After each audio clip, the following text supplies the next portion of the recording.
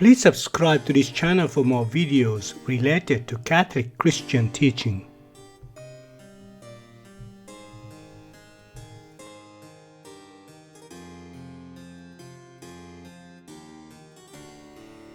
The Church possesses the sole and exclusive right to make laws and administer justice in the matrimonial affairs of baptized persons, insofar as these affect the sacrament. The Council of Trent defined, against the Reformers, that the Church possesses the right of extending those impediments to marriage of consanguinity and affinity mentioned in Leviticus 18, and of laying down other nullifying impediments, of dispensing from some, and of bringing marital affairs before her court.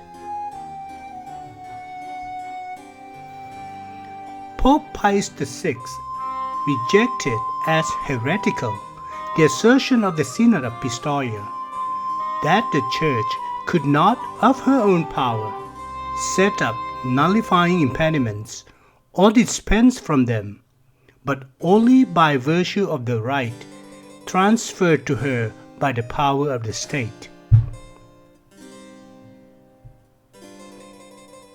The Synod of Pistoia was a 1786 diocesan synod in the Catholic Diocese of Pistoia. It was summoned by its bishop Scipione de' Ricci under the patronage and active support of the Habsburg-Lorraine Grand Duke Leopold. Leopold hoped the synod's resolutions would be taken up by a national council and increase state autocratic control over the Church in Tuscany. However, in 1787, the ensuing Synod of Bishops rejected the Pistoia decrees, and in 1794 Pope Pius X condemned 85 of them, leading Ricci to recant.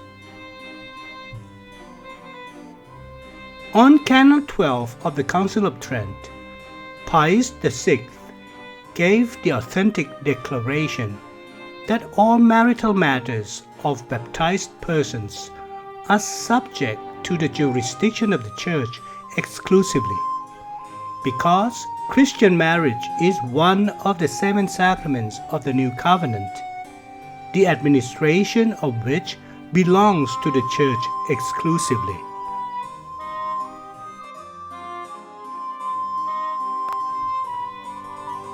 The beginnings of a body of marriage legislation proper to the Church may be seen in the writings of the Apostle St. Paul's direction concerning marriage. Since the 4th century, Church synods set up nullifying impediments to marriage.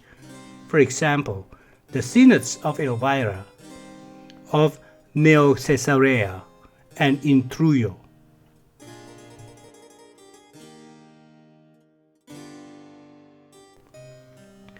The Christian emperors also claim for themselves the right of making marriage laws, but to a certain extent took cognizance of the Church's position. Thus, in civil law, the right of divorce was limited. Nevertheless, it was admitted by the law and was very widespread.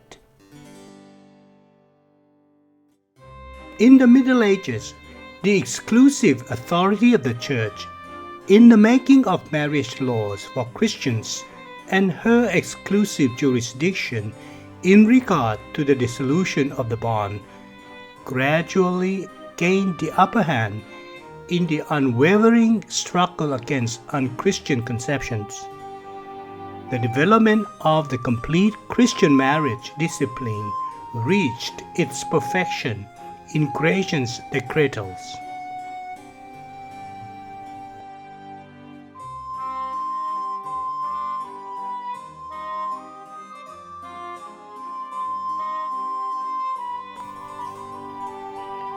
The state is entitled to regulate the purely civil legal consequences of the contract of marriage, as in the right of name and state, marital rights to property, right of inheritance, and to settle disputes about these matters.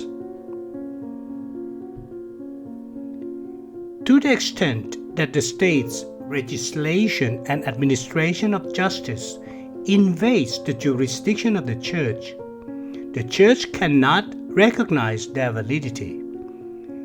Thus, the Church rejects obligatory civil marriage. She regards such civil marriages not as real marriages, but merely as legal formalities.